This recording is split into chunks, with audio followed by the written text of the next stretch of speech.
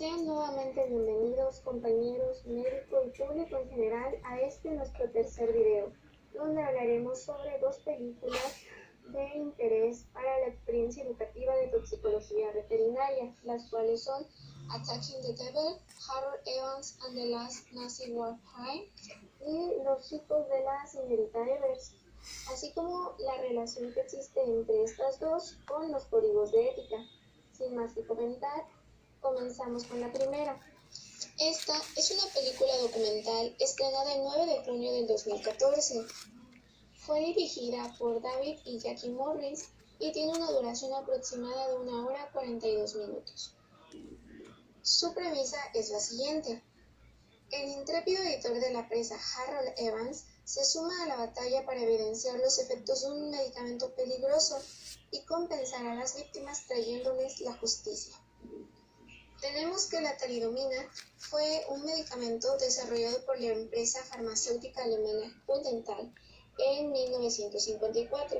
Este fármaco se comercializó entre los años de 1957 y 1963 como sedante y calmante de las náuseas durante los 3 meses de embarazo para prevenir la hiperémesis gravídica. Sin embargo, le fueron atribuidas malformaciones congénitas en los fetos, así como una mortalidad del 40% durante el primer año de vida.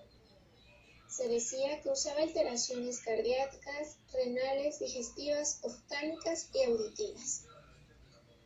En todo el periodo que transcurrió durante su venta, fueron afectados más de 1.500 recién nacidos en todo el mundo. Actualmente existen menos de 4.000. Los principales afectados fueron en Europa, Australasia, Canadá, Reino Unido y Estados Unidos. Estos bebés nacían sin extremidades y, como ya mencioné, podían tener defectos como sordera y ceguera. No se tardó en denominar a este suceso como la catástrofe de la talidomina y se convirtió en el capítulo más dramático de la historia de la terapéutica clínica. El filme nos cuenta la historia de la carrera de Sir Harold Evans como periodista de investigación y representante de la campaña del Sunday Times, esto en 1972, mediante la cual deseaba asegurar una compensación justa para los sobrevivientes de la talidomina, generando cobertura médica y debate en ese periodo de tiempo. Se nos habla sobre el escándalo de la talidomina y cómo este equipo de Evans luchó para arrojar luz en los rincones más oscuros sobre el origen de la droga, una experimentación química antes de la guerra de Alemania. Se podría decir que es el cine de investigación en su máxima expresión, pues este editor pasó más de una década luchando por una compensación económica para las víctimas de la talidomina, droga que, como ya mencioné, fue desarrollada por los nazis en el periodo de la posguerra, conllevando al nacimiento de decenas de miles de niños con defectos graves. Es una batalla entre la prensa libre de un grupo de periodistas, el mencionado Harold Evans, y el gobierno en general. Cabe señalar que todo esto pasó antes de que tuviéramos cierta tecnología con la que contamos hoy en día, como el internet, televisión, redes sociales. Entonces todas estas víctimas tuvieron que confiar en algo aún más extraordinario para poder luchar por su causa, el cual fue el periodismo, siendo el mejor momento del periodismo británico sobre todo. Al final, Evans se enfrentó a un grupo de abogados desplegados por el grupo Distillers, el cual era el dueño de la droga, imponiendo interminables mandatos judiciales y aplicando tácticas de matón con las familias de los demandantes, pues a estas se les amenazaba constantemente con tal de que no hablaran. Cabe señalar que Hubo también un enfrentamiento con una clase política engreída y complaciente como lo era en ese entonces, pues el solo hecho de ver que existían estos bebés provocaba en la gente gran incomodidad. Aquí podríamos aplicar el dicho de ojos que no ven, corazón que no siente, haciendo alusión a que muchos preferían ignorar el tema y simplemente dejarlo en el carpetazo. Aquí podemos señalar la falta de protocolos de seguimiento sobre los productos farmacéuticos, así como una falta de compromiso sobre el consumidor y su bienestar. Pasamos entonces a nuestra segunda película, Los chicos de la señorita Evers, la cual consiste igualmente en una película documental, solo que esta fue estrenada el 22 de febrero de 1997. Tiene una duración de 2 horas y se basa en un hecho real, ocurrido en el estado de Alabama, en Estados Unidos, donde se llevó a cabo una investigación que fue comenzada en 1932 y prolongada hasta 1972, la cual consistía en observar la evolución de la sífilis en pacientes varones de la raza negra. Sin embargo, no se les aplicó en ningún momento un tratamiento antisifílico. De hecho, eran engañados haciéndoles creer, mediante efecto placebo, que sí estaban siendo curados. La cinta es fiel en todo momento al fondo del problema. Está novelada, es decir, la historia transcurre en torno a una enfermera del equipo investigador y 4 pacientes negros participantes, que serían los chicos de la señorita Evers. Muchachos que cantan y bailan en eventos de cultura popular negra, siendo los primeros pacientes del proyecto. Este se trata de un clásico en el encuentro entre bioética y cine. Y como todo clásico, siempre tiene algo que decirnos. Considero todo aquel que se dedique al mundo de la bioética, medicina o semejantes debe conocer los dramáticos hechos que nos narra la película. El estudio también fue conocido como Estudio Tuskegee sobre sífilis no tratada en varones negros, Estudio Tuskegee sobre sífilis, Estudio Pelcola sobre sífilis o Estudio sobre sífilis de los servicios públicos de salud. Para efectuar este experimento se seleccionaron aproximadamente unos 400 hombres con sífilis, cabe señalar de raza negra, estudiándose cómo evolucionaba su enfermedad sin ser tratada. Al mismo tiempo, se seleccionó otro grupo de hombres sanos para establecer correlaciones y comparaciones. Cabe señalar nuevamente que durante todo el desarrollo de estos proyectos en ningún momento se les ofreció algún tratamiento a los enfermos, a pesar de que se les decía que estaban siendo curados. Si bien el proyecto inicial era estudiar y favorecer el tratamiento, de acuerdo con los conocimientos médicos de la época, después de cierto tiempo, este proyecto naufragó, es decir, se canceló, ya que después de la caída de Wall Street empezaron a escasear los recursos financieros federales y se clausuró el proyecto. Sin embargo, años más tarde se decidió retomarlo, basándose en un nuevo objetivo que sería estudiar a la población afroamericana, aplicando experimentos semejantes a los que ocurrieron con la población de Oslo. Esto fue entre 1891 y 1910. Es entonces, igualmente se realizaba el experimento en hombres con sífilis, solo que estos eran blancos noruegos. Quienes participaron en el estudio fueron engañados por medio de varias estrategias como el uso de placebos y un pago de dinero en efectivo, así como reconocimientos, etc. Aunque se había señalado que iba a ser originalmente solo 6 meses sin ningún tratamiento, este tiempo se transformó en años. La señorita Evers continuó manteniendo los propósitos del proyecto en secreto, sin abandonar la esperanza de que el tratamiento fuese ofrecido en algún momento. Sin embargo, esto nunca aconteció. Incluso después de que se descubrió la penicilina y se empezó a emplear en la cura de sífilis en otros lugares, a quienes participaban en el experimento se les fue negada tajantemente, bajo la excusa de que era peligrosa usar la penicilina en pacientes que tuvieran sífilis, pues se decía que existían efectos nefastos sobre ellos, pudiéndoles provocar la muerte. No obstante, la reacción adversa a la penicilina en sifílicos nunca fue confirmada. Tenemos en general que esta película nos ofrece una historia muy agitada, dramática y cruel, pues expone la hipocresía del gobierno norteamericano, quien se vale de una argumentación científica falsa para satisfacer sus propios propósitos políticos a costa de la salud de estos hombres.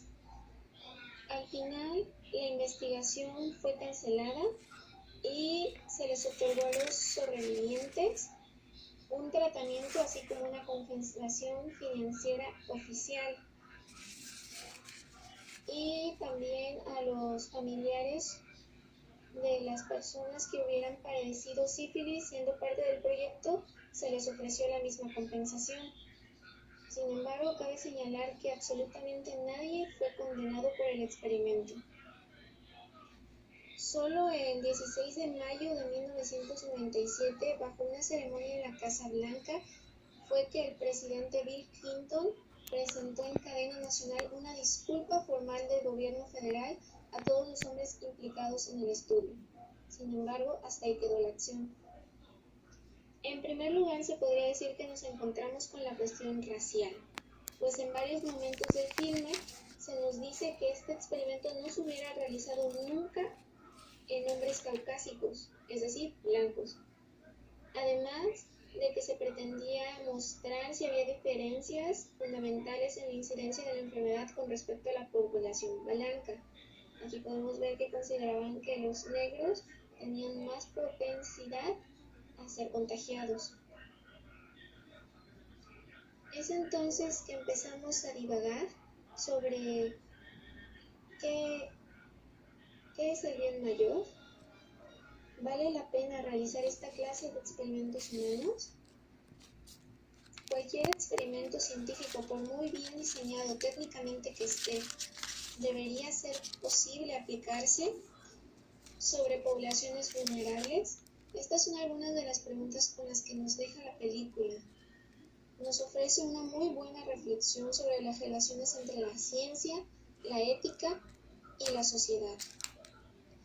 Tenemos entonces que es a raíz de estos experimentos, de estos acontecimientos, que se despierta una cierta sensibilidad ética, naciendo entonces la necesidad de conseguir una regulación sobre los procedimientos que se efectuasen sobre seres humanos. Lo que nos lleva a nuestro siguiente tema a tratar, que son los códigos de ética. Primero que nada, hay que pensar, ¿qué es un código? Tenemos que un código fija normas que regulan los comportamientos de las personas dentro de una empresa u organización. Es decir, es una normativa interna de cumplimiento obligatorio. Ahora bien, Aristóteles constituyó a la ética como una disciplina independiente, entendiéndola como parte de la filosofía que mira el valor de la conducta humana, no al hacer, sino al obrar, al bien y al mal. Es decir, la ética es la teoría o ciencia de la conducta moral de los hombres en la sociedad. El objeto de su estudio lo constituye un tipo de actos humanos, sean los actos conscientes y voluntarios de los individuos que afecten a otros y a la sociedad misma. Hablaremos entonces del Código de Helsinki. Esta declaración fue optada por primera vez en el año de 1964. En ella se intentaba demostrar que era posible la autorregulación en el control ético de investigación sobre seres humanos. Este código centra su atención en los derechos del sujeto de investigación y afirma su consentimiento como absolutamente esencial. Resumiéndolo en sus declaraciones, tenemos 4 principios principales.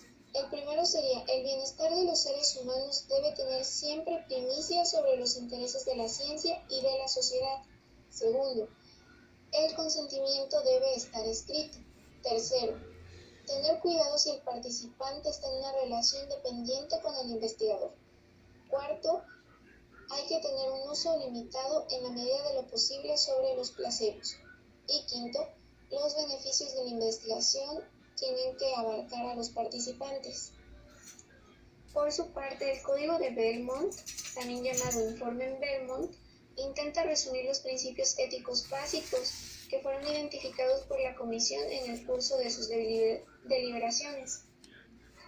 Se convierte en el prototipo de códigos posteriores que tratarían de asegurar que las investigaciones que incluyesen seres humanos se llevaran a cabo de una forma ética. Maneja 3 principios fundamentales, los cuales son el principio de autonomía, el principio de justicia y el principio de beneficencia. Autonomía, tenemos que el ser humano es inviolable. Siempre debe existir respeto a las personas. Es decir, estos individuos deben ser tratados como agentes autónomos y con derecho a la protección. El principio de justicia nos dice que todos los seres humanos tienen igual derecho. Recordemos, una injusticia ocurre cuando se le otorga un beneficio superior a una persona sin alguna razón válida, o cuando se les da o atribuye una responsabilidad que no les corresponda. Este principio nos dice que todos son iguales y así deben tratarse. Por último, el principio de beneficencia, no hacer daño a otro ser humano sin necesidad, nos dice que debemos tratar a las personas de una manera ética. No solo es decir que vamos a respetar sus decisiones o les vamos a proteger de algún daño. Este nos dice que debemos procurar su bienestar en la medida de lo posible. Por último, pasaríamos a mencionar lo que es el Código de Nuremberg, que cronológicamente se sitúa antes que los 2 primeros que mencioné, pero preferí dejarlo al final para que se pudiera hacer una relación más práctica entre cómo ha ido evolucionando el concepto de ética, lo que se trata, lo que se procura con el paso de los años. Este código, el origen de este documento está en el juicio que se llevó a cabo en 1976 en la ciudad del mismo nombre, es decir, Nuremberg, para enjuiciar a los nazis por crímenes de guerra, donde se condenan a 17 médicos por las agresiones y atropellos cometidos contra personas de todas las edades en aras de una supuesta investigación científica. En consecuencia es que se elabora este código que sería publicado en 1947, un año después, donde se fijan las normas éticas para la realización de las investigaciones médicas con seres humanos. Está compuesto por una serie de 10 directivas que se deben cumplir para llevar a cabo estas investigaciones. Estas son: el consentimiento voluntario del sujeto humano es absolutamente esencial. El experimento debe ser tal que prometa dar resultados beneficiosos para la sociedad, sin manejar una naturaleza caprichosa o innecesaria.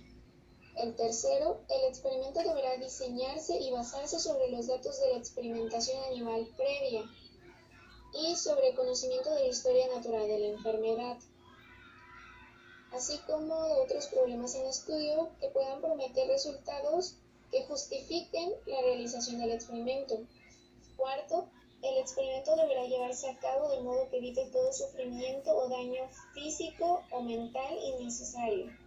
Quinto, no se podrá realizar experimentos de los que haya razones a priori para creer que puedan provocar la muerte o daños incapacitantes graves. Sexto, el grado de riesgo que se corre nunca deberá exceder el determinado por la importancia humanitaria del problema experimento que pretende resolver.